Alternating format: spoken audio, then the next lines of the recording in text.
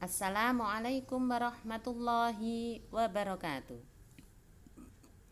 Puji syukur kita panjatkan kepada Allah Subhanahu wa taala, yang mana pada kesempatan yang berbahagia ini anak-anak kita masih dipertemukan untuk tholabul ilmi pada pembelajaran jarak jauh dalam jaringan atau PJJ daring dengan tema khitan. Kita memperdalam fikih dengan bahasan khitan. Sudah kita pelajari bersama bahwa khitan adalah memotong atau membuka kulit ujung kemaluan laki-laki sehingga najis yang keluar lewat jalan itu bisa bersih dengan tuntas. Khitan. Kemudian hukum khitan bagi laki-laki adalah wajib dilakukan sebelum ia memasuki balik, atau ketika sudah balik itu datang, maka segeralah berkhitan. Selanjutnya, hikmah dan manfaat berkhitan.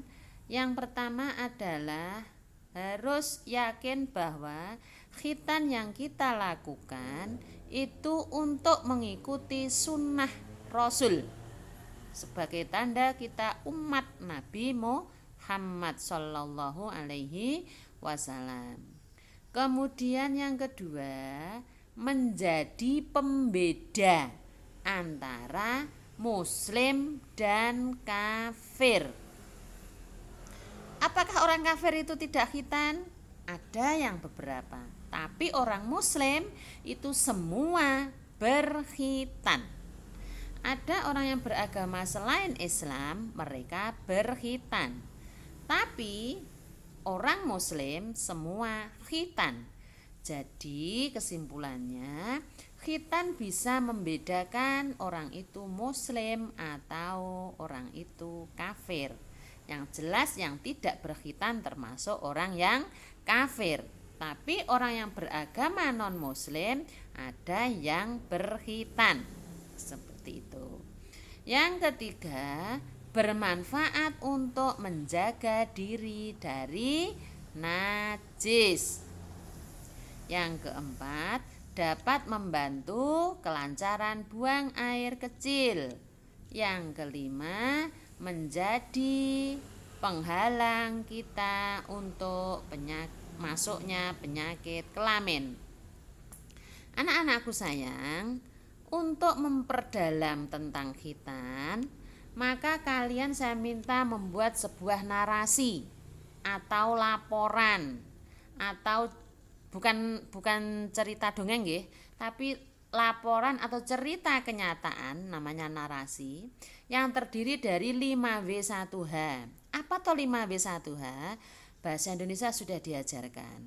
5W1H itu terdiri dari what, apa, why, mengapa, when, kapan, where, di mana, who, siapa, how, bagaimana. Kamu terangkan nanti bahwa khitan adalah bla bla bla bla bla bla bla seperti yang sudah disampaikan Bu Guru. Mengapa harus berkhitan? Karena mengikuti ajaran Rasul, kamu ceritakan. Kemudian kapan khitan dilaksanakan? Yang pertama adalah who dulu. Siapa yang kamu ajak berbicara bermasalah khitan? Otomatis laki-laki nggih. Anak laki-laki yang sudah khitan boleh menceritakan dirinya sendiri.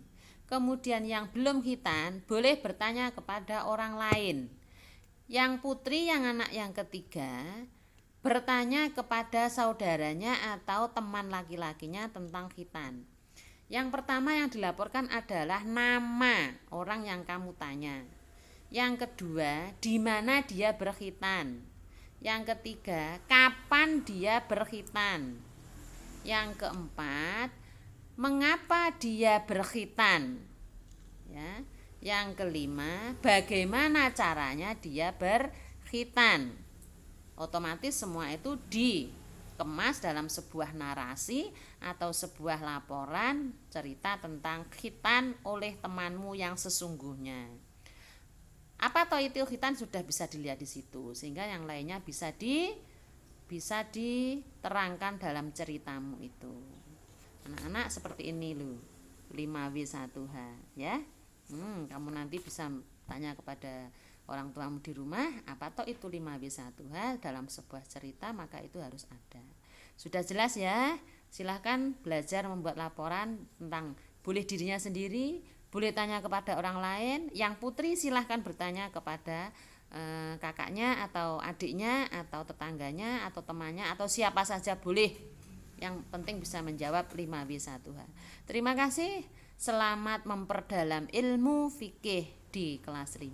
Semoga bermanfaat dan barokah. Tetap jaga kesehatan sehingga kita bisa segera masuk sekolah.